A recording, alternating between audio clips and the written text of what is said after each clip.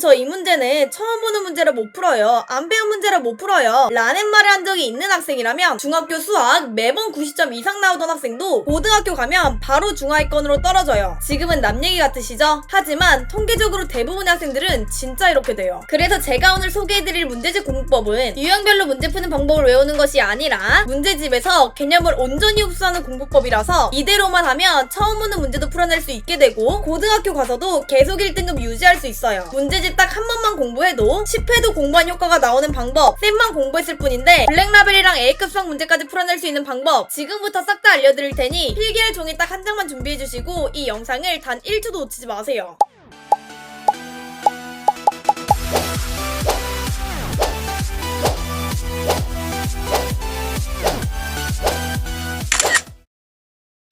이 영상은 개념 공부가 다 끝난 상황에서의 문제집 공부법으로 1단계는 그냥 바로 문제집 풀기예요. 근데 이제 문제집을 풀 때 그냥 푸시지 마시고 제가 알려드릴 이 3가지 규칙만 잘 적용하시면 정답률 쭉쭉 올라가실 거예요. 첫 번째 규칙은 문제를 처음 풀 때 나는 지금 연산에서 실수하지 않는 게임을 하고 있는 거야 라는 생각을 하면서 문제를 풀어주시는 거예요. 이게 무슨 소린지 도무지 이해가 안 가는 사람들도 있을 텐데 문제를 풀 때 뇌를 빼고 그냥 막 풀리는 대로 푸는 거랑 연산 실수 절대 안 해야지 이렇게 각인을 하고 문제를 푸는 거랑은 정말 차원이 달라요. 연산에서 실수하지 않는 게임을 한다 라는 생각을 하면서 문제를 풀면 연산 과정에서 실수가 줄어드는 것은 물론이고 연산의 디테일에 집중하면서 빠르게 계산하는 스킬까지 늘 거예요. 그리고 두 번째 규칙은 모르는 문제가 나오면 3단 체크하기예요. 공부를 못하는 학생들의 특징이 뭔지 아세요? 공부를 못하는 학생들은 모르는 문제가 나오면 바로 해설을 보거나 아니면 대충 이거겠지 하면서 찍고 넘어가요. 근데 그러시면 절대 안 돼요. 진짜로 공부를 잘하는 학생들은 모르는 문제가 나오더라도 이 문제의 조건이 뭐지? 이 문제는 어떤 개념을 적용해서 풀어야 되는 거지? 하면서 스스로 고민하는 시간을 반드시 가져요. 저는 지금 모르는 문제를 5분이고 10분이고 계속 바라보면서 어떻게 풀어야 할지 생각하라는 뻔한 얘기를 하는 게 아니에요. 모르는 문제를 계속 쳐다만 본다고 해서 해결책이 나오는 게 아니잖아요. 의미 없이 시간 낭비를 하라는 것이 아니라 모르는 문제가 나오면 딱 이 3가지만 체크해보세요. 1. 조건 정리하기. 문제에 주어진 조건들을 하나하나 다시 재정리해보는 거예요. 예를 들어서 이렇게 이등변 삼각형이 나왔으니까 두 변의 길이가 같은 것도 체크해보고 이렇게 두 밑각의 크기가 같은 것도 표시해보고 이렇게 꼭지각의 이등분선을 내리면 밑변이 수직 이등분 된다는 것도 표시해보는 거예요. 그러면 선분 BC의 길이가 12였으니까 수직 이등분 되면 66으로 쪼개지게 되고 선분 AB의 길이까지 표시해주면 노란색 삼각형은 직각삼각형이니까 이제 피타고라스 정리도 이용할 수 있는 거예요. 피타고라스 정리를 이용해서 이 길이를 구하면 8이니까 삼각형 ABC의 넓이는 밑변 12 곱하기 높이 8 곱하기 2분의 1 계산해서 답은 48이 되는 거예요. 이렇게 문제에 주어진 조건만 다시 재정리하는 것만으로도 해결책이 보이게 되는 거예요. 2. 개념과 연결하기. 이렇게 문제를 봤으면 이 문제에 사용된 개념은 도대체 뭘까? 이걸 고민해보세요. 예를 들어서 여기 이렇게 비례식이 나와있고 연립방정식도 나와있으니까 비례식을 풀 땐 내항의 곱과 외항의 곱이 같다라는 성질을 이용해서 풀어주고 이 자체로는 연립방정식이니까 가간법이나 대입법 이용해서 풀어야겠다 이렇게 생각해주시면 된다는 거예요. 여러 개의 개념이 섞여있다고 해서 쫄지 말고 그냥 이렇게 문제를 마주하면 이렇게 문제 속에서 개념을 꺼내는 연습을 해주면 되는 거예요. 3. 숫자와 식에서 특이성 찾기. 대부분의 수학 문제들은 숫자나 식에 힌트가 숨어있어요. 예를 들어서 이렇게 기울기와 루트 3인 1차 함수가 주어졌다면 1차 함수 위에 한 점에서 x축의 수선의 발을 내렸을 때 길이 b가 1대 루트 3이니까 이 직각삼각형의 길이 b는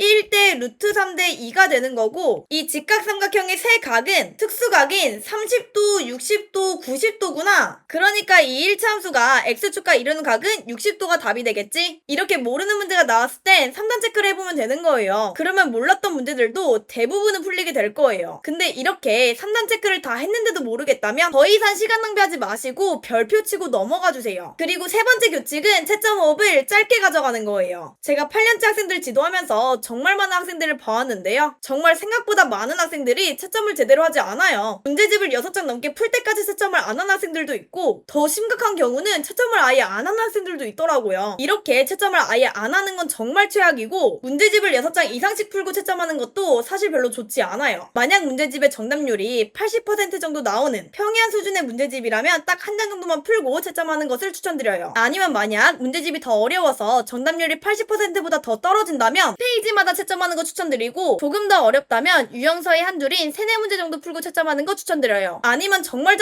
어려운 문제를 풀었다면 한 문제씩 채점하는 것도 좋아요. 뇌과학 연구에 따르면 우리의 뇌는 즉각적인 피드백을 받으면 오류를 더 효과적으로 인지하고 수정해서 같은 실수를 반복할 확률을 대폭 줄이고 잘못된 학습 패턴을 교정시켜준다고 해요. 어쨌든 이렇게 1단계에서 문제집 풀고 채점하는 것까지 모두 끝났다면 이제 2단계로 넘어가 주세요. 2단계는 틀린 문제들이랑 별표친 문제들을 다시 한번 풀어보면서 필연성 체계와 노트에 정리하는 거예요. 대부분의 학생들은 틀린 문제가 있을 때 그냥 다시 한번 풀어보기만 할 거고 조금 더 꼼꼼한 학생들은 오답노트 작성까지 할 거예요. 하지만 그 두 가지 방법 모두 수학 실력을 끌어올리기에 효율적인 방법은 아니에요. 상위권으로 치고 올라가서 그 자리를 계속 유지하고 싶다면 오답노트가 아니라 필연성 체계와 노트를 만들어야 해요. 필연성 체계와 노트는 단순히 틀린 문제들만 모아놓는 오답노트가 아니라 내가 틀렸던 또는 내가 몰랐던 문제들을 주어진 조건을 보고 어떤 개념, 발상, 해결책들이 필연적으로 떠올라야 하는지 정리해둔 노트예요. 필연성 체계와 노트를 작성하려면 우선 틀린 문제와 별표친 문제들을 다시 한번 풀어봐야 하는데요. 문제를 다시 풀 때는 반드시 문제집이 깨끗한 상태에서 다시 풀어주셔야 돼요. 기존의 문제를 풀었던 흔적은 문제에 주어진 단서 외에 추가 단서를 제공하기 때문에 반드시 문제가 깨끗한 상황에서 다시 풀어주셔야 돼요. 이렇게 틀린 문제와 별표친 문제들을 다시 한번 풀어보면 1. 다시 풀어서 맞춘 문제 2. 다시 풀어봤는데도 모르겠는 문제 이렇게 두 가지로 나뉘게 되는데요. 다시 풀어서 맞춘 문제들은 원래도 풀 수 있었는데 실수로 틀렸다는 거잖아요. 그러면 다시는 똑같은 실수가 나오지 않도록 내가 한 실수를 필연성 체계와 노트에서 실수 파트에 정리해두면 돼요. 실수를 정리할 땐 오답노트처럼 문제랑 해설을 다 쓰는 것이 아니라 실수한 그 부분만 적어주시면 돼요. 예를 들어서 문제는 다 잘 풀었는데 마지막에 분수 나누기를 계산할 때 나누기는 곱하기로 바꾸고 대신에 나누기 뒤에 있던 수는 역수를 취해서 5분의 3이라고 써서 답은 10분의 21이 나왔어야 했는데 실수로 나누기는 곱하기로 잘 바꿨는데 뒤에 있는 수 역수를 안 취해서 답이 틀렸다고 생각해봐요. 그러면 이렇게 나누기는 곱하기로 바꾸고 나누기 뒤에 있는 수는 역수 취하기 이렇게 실수한 부분만 정리해주시면 되는 거예요. 근데 아직 다시 풀어봤는데도 모르겠는 문제가 남아있죠? 다시 풀어봐도 모르겠는 문제는 두 번이나 풀려고 시도했는데도 모르겠는 문제니까 문제 앞에 별표를 하나 더 쳐서 별표 2개로 만들어주시고요. 그 다음엔 그냥 해설 보고 이해해주시면 돼요. 이렇게 해설 보고 이해했으면 이제 이해한 그 내용을 필연서 체계와 노트에 정리해주시면 되는데요. 아까와 마찬가지로 필연서 체계와 노트에는 문제랑 해설을 다 쓰는 것이 아니라 문제에 주어진 조건과 단서를 보고 내가 생각해내지 못한 개념, 발상, 해결책만 써주시면 돼요. 예를 들어 내가 이 문제를 몰라서 해설을 봤는데 이렇게 삼각형의 넓이랑 삼각형의 둘레를 모두 구할 수 있는 상황에서 내저번의 반지름을 물어볼 때는 삼각형의 넓이는 2분의 r 곱하기 삼각형의 둘레 라는 이 공식을 이용했어야 했는데 이 공식이 안 떠올라서 문제를 못 푼 거였다면 필연서 체계와 노트에 문제랑 해설을 다 쓰는 것이 아니라 이렇게 문제에 주어진 조건과 단서 그리고 내가 생각해내지 못한 개념, 발상, 해결책만 써주시면 되는 거예요. 이렇게 2단계에서 틀린 문제랑 별표친 문제들 필연서 체계와 노트에 정리하는 것까지 모두 했다면 이제 3단계로 넘어가 주세요. 3단계는 며칠 지나고 나서 별표 2개 친 문제들 다시 한번 풀어보기예요. 우리 아까 2단계에서 문제를 다시 한번 풀어봤는데도 또 틀리거나 또 모르겠으면 문제 앞에 별표를 하나 더 쳐서 별표 2개로 만들었었잖아요. 3단계에서는 이 2단계에서 해결되지 않은 별표 2개짜리 문제만 또 다시 한번 풀어보는 거예요. 이때도 아까와 마찬가지로 문제를 다시 푸는 거니까 반드시 깨끗한 상황에서 다시 풀어주셔야 돼요. 어쨌든 이렇게 세 번째로 다시 풀었을 때 맞췄으면 그냥 넘어가도 되지만 만약 세 번째 푸는 건데도 또 틀렸다면 그땐 필연서 체계와 노트에 예제까지 추가해서 그 예제를 체화하는 과정이 필요해요. 예제를 추가하는 방법은 간단해요. 아까와 마찬가지로